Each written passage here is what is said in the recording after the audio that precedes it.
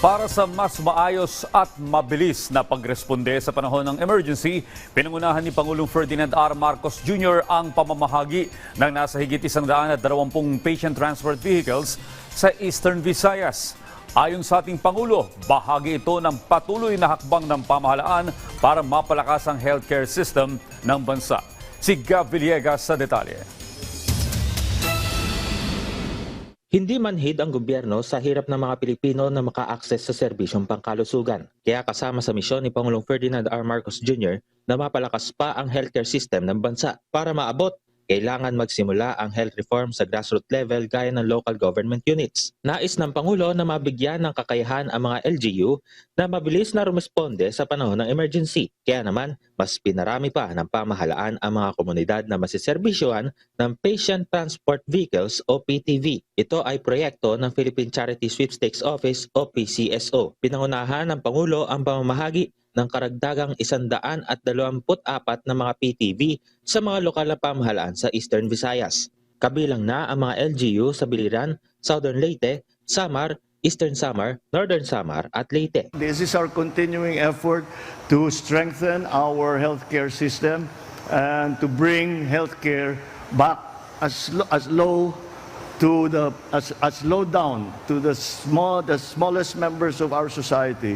Palapitin lang natin ang healthcare sa taong bayan. Matapos ang distribusyon sa Eastern Visayas, umabot na sa halos 1,300 ang emergency vehicle ang naipamahagi. Katumbas yan ng 75% ng mga LGU sa bansa. Target daw na mabigyan ang lahat ng LGU sa bansa bago matapos ang taon. Kasi pag natapos na namin mag 100% na lahat itong 1,642 na bayan at saka lungsod, bubalikan din namin. Meron dyan talaga, yung maliit, okay na yung isa. Pero yung malalaki, kulang. So, baka bigyan na naman natin ng isa pa.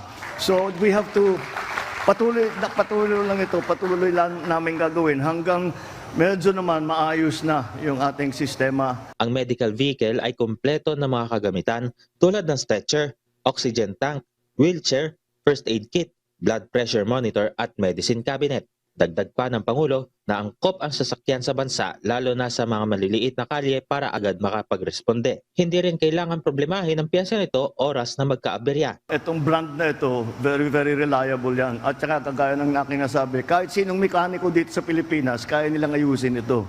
At kailangan, hindi mahirap makuha ang piyesa. Kaya alagaan nyo lang, tatagal na mabuti yan. Nagpasalamat naman ang LGU na nabigyan ng PTV ng gobyerno. This gift is nothing less than a game changer in terms of our LGU's abilities to provide prompt transportation services for those that require emergency medical facilities. Gab Humilde Villegas para sa Pambansang TV sa Bagong Pilipinas.